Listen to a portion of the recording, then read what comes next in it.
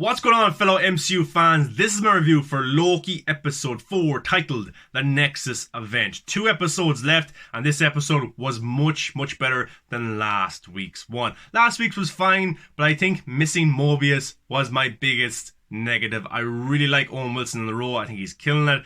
And when he's not on screen, I'm just not as interested because I'm not too convinced at the chemistry between Sylvie and Loki just yet. And I wasn't convinced with the actor that plays the character either, but in fairness, it was her first time with the character, so let's give her some time. And I think in this week's episode she was much better. Really good, but we get to see her origin in this episode. She was taken as a little girl by the TVA. For whatever reason, we don't know in this episode, but we got a little bit more background story. And actually, the young girl, the actress that plays the young Sylvie in this episode, she's from The Walking Dead. She plays Rick Grimes' daughter. So that was cool to see her pop up. I didn't know she was in this show, and she does a pretty good job, but I would love to see her come back as well, because in The Walking Dead, she's pretty badass and she's pretty good as an actress. So yeah, hopefully we get to see her again. But Sylvie was taken by the TVA and she was able to escape, and one of the main TVA hunters or guards when she was taken was Ravonna. And we get to see young Sylvie being interrogated by the TVA, the same process that Loki had to go through in episode 1, but she's able to trick Ravonna, take her kind of time key, and is able to escape and get out of the TVA. So that's basically where, Sylvie's vendetta comes from. For them taking her out of her world, her timeline, to bring her to the TVA for whatever reason, and she wants to take down the timekeepers and the TVA and expose them or just kill them and defeat them all. That's basically what her purpose is. So now we have found out that, but I would like to know why. Why did the TVA want to take this young little girl? I want to find out. I really do. But of course, Loki and Sylvie were never going to die in Lamentus. Mobius is able to figure out where they are, and he gets them out of there pretty well. They bring them back to the TVA, in handcuffs or guarded up and stuff like that, and they start to interrogate them. Mobius interrogates Loki, of course, and then Hunter B-15 kind of wants to talk to Sylvie, which we'll get to. But in this episode, members of the TVA are starting to click that maybe, just maybe, this isn't real. Because Hunter C-20 was captured by Sylvie because Sylvie wanted to find out more information about the TVA, how many guards there is, where are the timekeepers, information like that. So she was able to get into the TVA. And she was able to discover that Hunter C-20 has all these kind of interests from Earth or from a past life.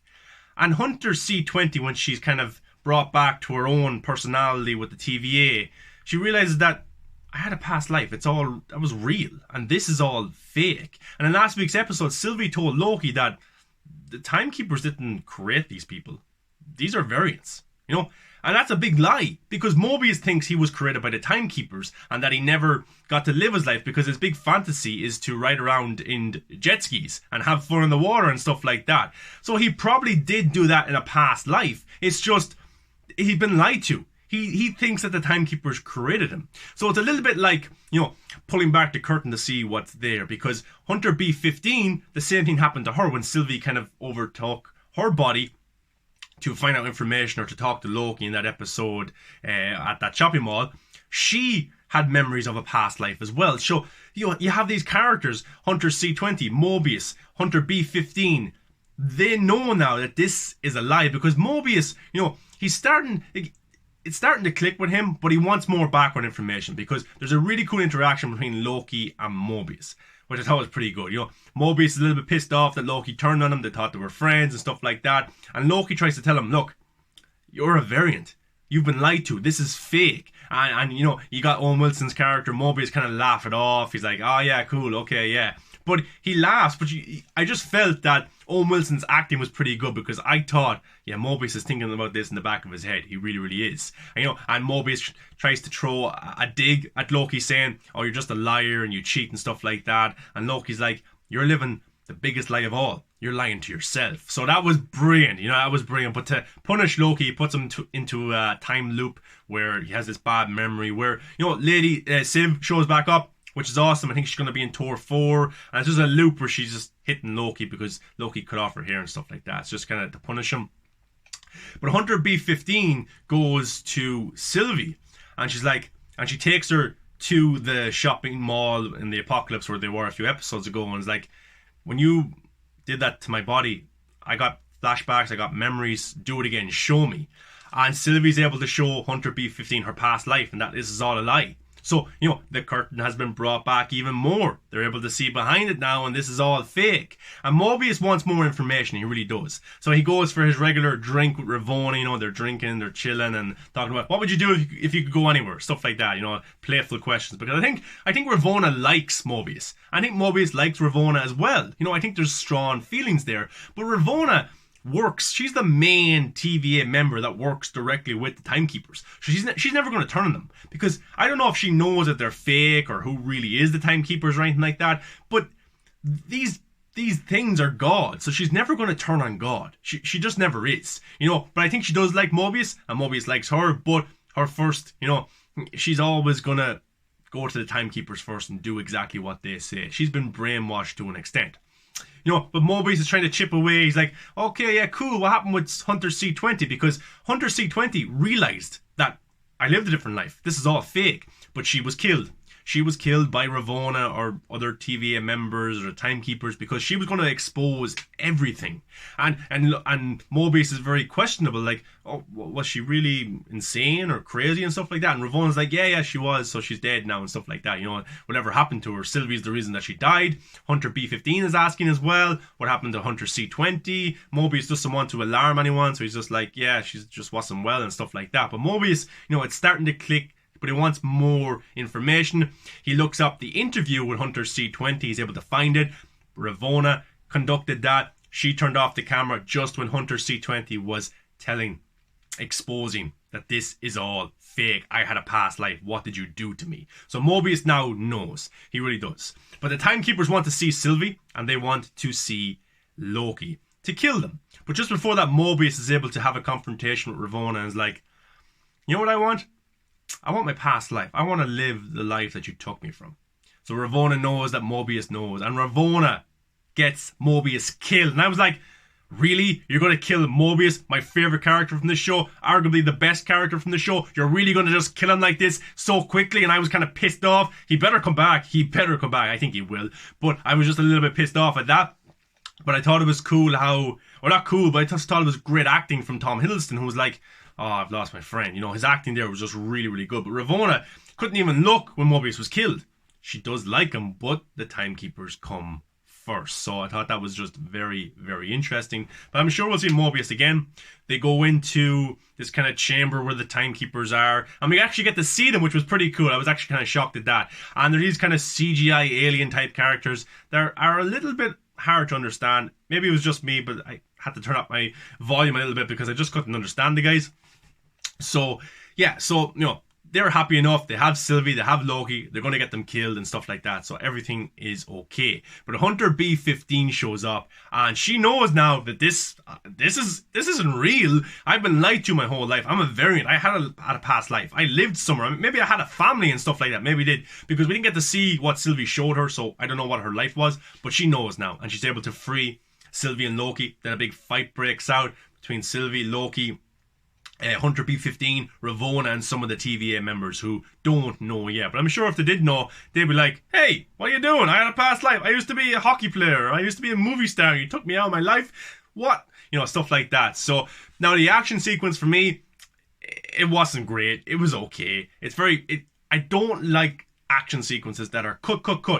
I want to see the action, like a John Wick or something like that. I want to see the action. But I thought it was still a badass moment. And Sylvie, for me, really won me over. I was very critical last week of her. I don't know if I like her and stuff like that, but this week she was a lot better. Her acting was brilliant, and the action sequence was cool, and she was badass. She just really was badass.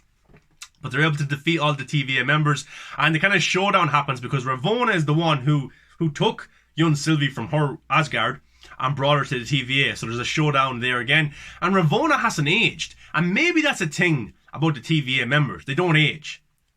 But if they leave it or they go back to their own timeline, maybe they do age or something like that. Or maybe that's why she doesn't want to turn on the Timekeepers. Maybe that's why she wants Mobius killed and Hunter C-20 killed, because they're going to expose everything, because she can live forever in the TVA. Maybe that's another reason. But she hasn't really aged much. Sylvie, of course, has grown up. she's been living out in apocalypses, and they kind of have a showdown which Sylvie wins. Loki's able to defeat a lot of the other TVA guards as well. And then Sylvie does a tour and chops off kind of the main timekeeper's head, and it rolls down to them, which was pretty cool. I like that. It kind of like a Zack Snyder's Justice League with Steppenwolf when Wonder Woman did that. So that was pretty cool and awesome. And she picks it up, and it's a robot.